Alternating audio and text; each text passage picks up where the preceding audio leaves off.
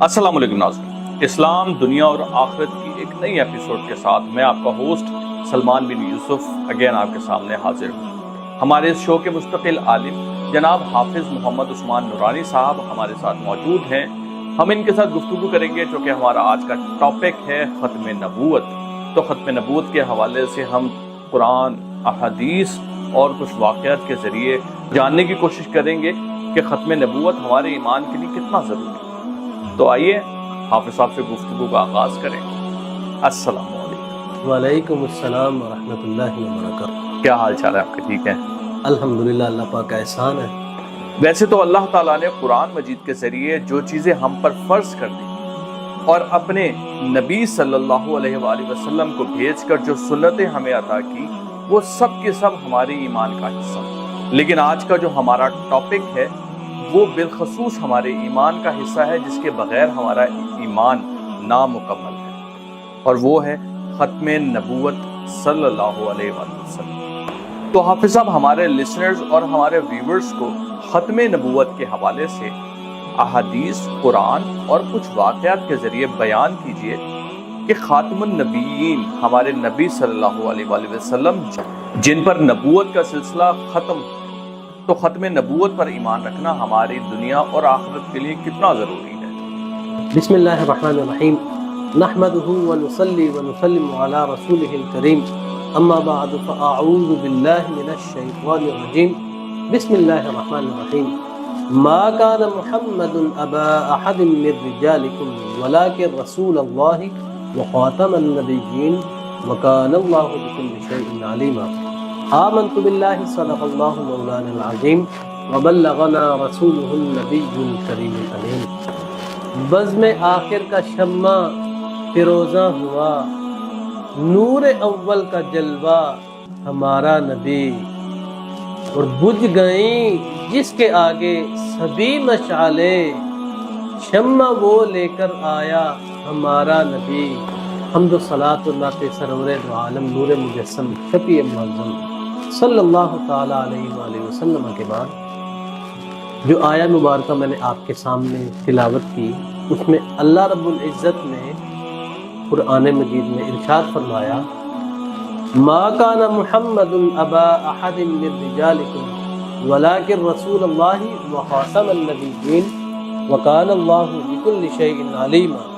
मैंने आपके सामने जो आया मुबारका तिलावत की, उसमें अल्लाह तबारक व तआला ने इरशाद फरमाया कि मोहम्मद सल्लल्लाहु अलैहि वसल्लम तुम मर्दों में से किसी के बाप नहीं, मगर वो वखातमन नबिय्यीन आखिरी नबी हैं, वकान अल्लाहु बिकुल्लि शैइन अलीमा, और अल्लाह तबारक व तआला हर शय को जानने वाला है। बिल्कुल ऐसे अल्लाह तबारक व तआला ने कुरान पाक में सरी अल्फाज में इरशाद फरमा दिया कि मोहम्मद सल्लल्लाहु अलैहि वसल्लम तुम मर्दों में से किसी के बाप नहीं, मिर रिजालिकुम तुम मर्दों में से किसी के बाप नहीं, लेकिन वो अल्लाह के आखिरी नबी हैं। बिल्कुल सही। करीम आका अलैहिस्सलातु वस्सलाम पर सिलसिला ख़त्म नबूवत मुनक़ते हो जाता है।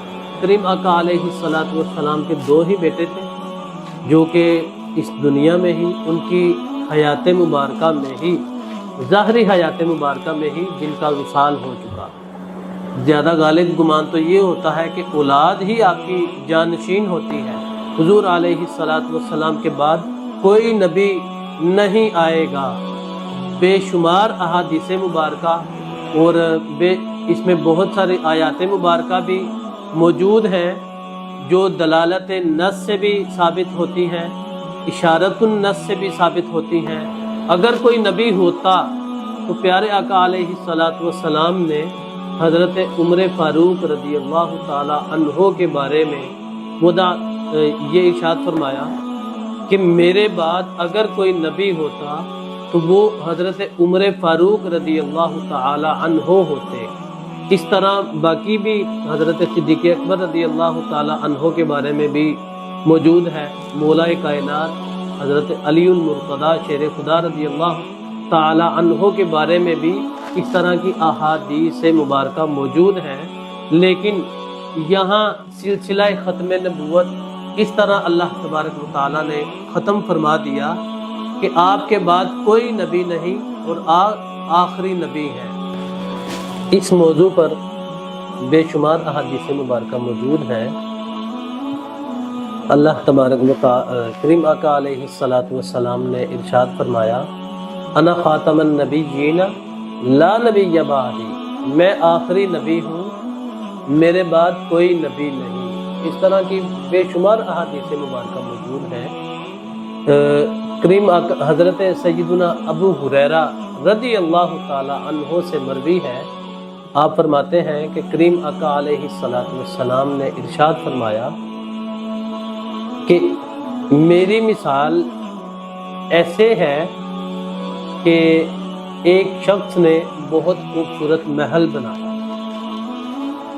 اور اس میں ایک اینٹ خالی چھوڑ دی، اور تم میں سے کوئی بھی شخص اس محل کو دیکھنے آتا ہے یا آئے گا اور وہ پوری اتنا خوبصورت محل دیکھتا ہے، لیکن یہ ایک اینٹ دیکھ کر کہتا ہے کہ یہ محل تو بہت خوبصورت ہے، لیکن یہ اینٹ اگر اس کی جگہ بھی پر ہو جاتی تو اس کی خوبصورتی میں مزید اضافہ ہو جاتا۔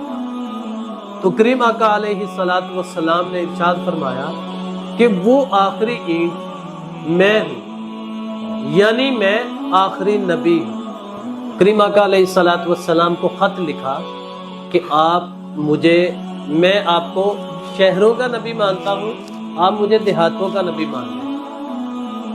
تو کریم آقا علیہ السلام کی بارگاہ میں یہ خط بھیجا گیا۔ صحابہ کرام علیہم الرضوان تشریف فرما تھے، صحابہ کرام علیہم الرضوان کا ہجوم تھا، تو کریم آقا علیہ السلام کی بارگاہ اقدس بکسفنا میں یہ خط بھیجا گیا۔ تو کریم آقا علیہ السلام نے صحابہ کرام علیہم الرضوان کو مخاطب کر کے فرمایا کہ تم میں سے کون ایسا شخص ہے جو یہ میرا خط اس کے پاس لے کر جائے گا؟ تو ایک صحابی تھے، چھابڑی فروش تھے، وہ بالکل آپ سمجھتے ہیں چھابڑی فروش، گلیوں میں مدینہ شریف کی گلیوں میں کھجوریں بیچا کرتے تھے، بالکل غریب شخص۔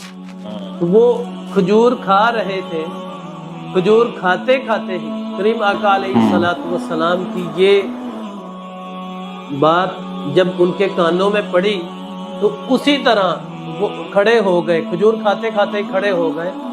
کھڑے ہو کر انہوں نے کہا کہ میں یہ خط آپ کا یہ خط میں لے کر جاؤں گا۔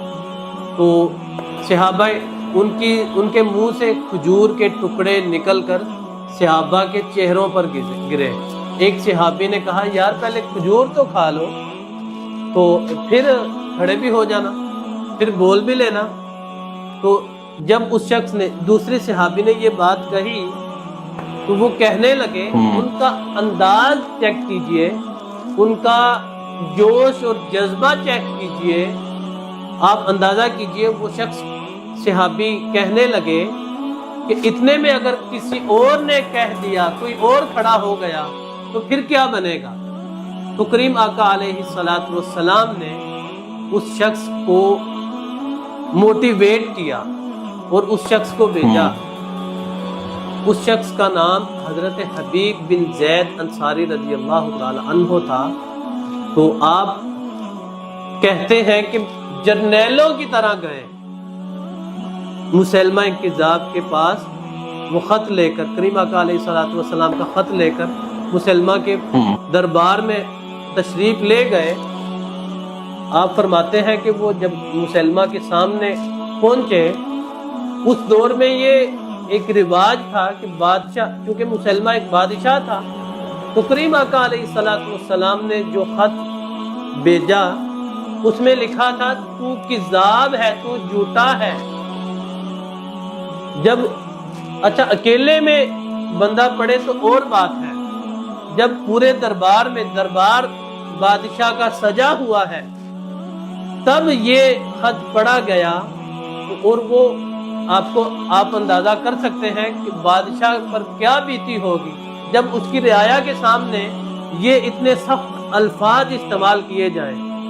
جب یہ الفاظ اس کے سامنے پڑے تو وہ غصے سے آگ بگولا ہو گیا، اس کو بہت زیادہ غصہ آیا۔ پھر وہ اٹھ کھڑا ہوا، حضرت حبیب بن زید انصاری رضی اللہ تعالی عنہ کے پاس آیا، چل کر آپ کے پاس آیا اور کہنے لگا کہ یہ تیرے نبی نے تو یہ کہا ہے، تو تیرا اس بارے میں کیا خیال ہے؟ تو حضرت حبیب بن زید رضی اللہ تعالی عنہ نے فرمایا کہ میرا وہی خیال ہے جو میرے نبی کا خیال ہے۔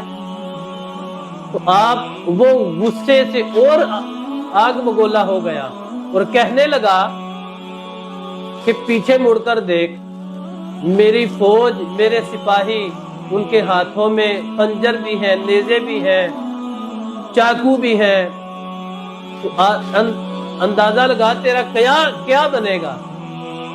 تو حضرت حبیب بن زید انصاری رضی اللہ تعالی عنہ کا جذبہ دیکھیے، آپ نے فرمایا تو بہت ہی بے وقوف ہے، میرے 11-12 بچے ہیں، جب میں یہ خط لے کر نکلا تھا تب میں نے مڑ کے اپنے بچوں کو بھی نہیں دیکھا۔ اچھا، ان 11-12 بچوں میں سے بہت سارے تو چھوٹے ہیں، بالکل چھوٹے ہیں، اور 2-3 تو ایسے ہیں جو ابھی دودھ پیتے ہیں، میں نے مڑ کے ان کو نہیں دیکھا، ان کے بارے میں نہیں سوچا، تو میں یہ تیری فوج دیکھوں گا؟ وہ اور غصے میں آ گیا، اس نے آپ کو ڈرانے کے لیے آپ کا بازو آپ کا ہاتھ کاٹ دیا اور فرمانے لگا، کہنے لگا کہ اب تیرا کیا خیال ہے؟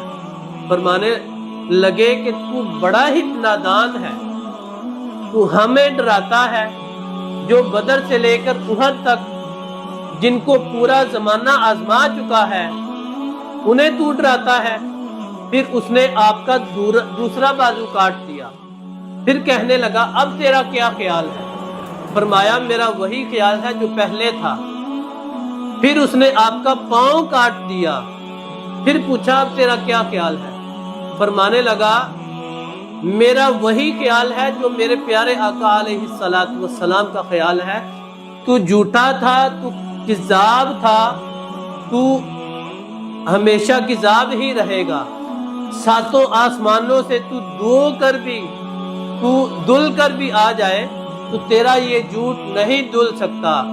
لہذا اس نے آپ کا ایک بازو کاٹا، دوسرا بازو کاٹا، آپ کی ٹانگ کاٹی، آپ کی دوسری ٹانگ کاٹی، پوچھا اب بتا؟ فرمایا میرا موقف وہی ہے جو پہلے تھا۔ معلوم ہوا کہ ختم نبوت ایک ایسا حساس مسئلہ ہے جس پر صحابہ اکرام علیہم الرضوان نے بے شمار قربانیاں دی۔ اس پر حضرت سیدنا صدیق اکبر رضی اللہ تعالی عنہ نے، آپ اندازہ کیجئے، جتنے بھی غزوات ہوئے کریم آقا علیہ السلام کے حیات ظاہری میں، جتنے بھی غزوات، جتنی بھی جنگیں ہوئی، اس میں ٹوٹل جو صحابہ کرام علیہم الرضوان شہید ہوئے ان کی تعداد تقریباً 270 کم و بیش اس کے ارد گرد ہو سکتی ہے، اس کے قریب قریب۔ لیکن ختم نبوت پر حضور علیہ السلام کے وصال ظاہری کے بعد جو ایک جنگ ہوئی، جنگ یمامہ، اس میں صرف 700 حافظ اور قاری، جس میں بہت سارے بدری صحابہ بھی موجود تھے، ٹوٹل 1200 صحابہ شہید ہوئے، جن میں سے 700 حافظ اور قاری تھے۔ آپ اس سے اندازہ کیجئے جب جنگ یمامہ شروع ہوئی تو حضرت سیدنا صدیق اکبر رضی اللہ تعالی عنہ نے فرمایا کہ آج جتنے بھی صحابی ہیں، چاہے وہ بدری ہوں یا جو بھی صحابی ہیں، وہ سب میدان میں نکلیں گے، آپ خود بھی میدان میں نکلیں، اور آپ نے جہاد فرمایا۔ آپ اس سے اندازہ کیجئے کہ جتنی بھی جنگیں ہوئی ان سب میں تقریباً پونے 300 کے قریب صحابہ کرام علیہم الرضوان شہید ہوئے، اور اس ایک جنگ میں، جنگ یمامہ میں 1200 صحابہ کرام علیہم الرضوان شہید ہوئے۔ صحابہ کرام نے اتنی زیادہ قربانیاں دی۔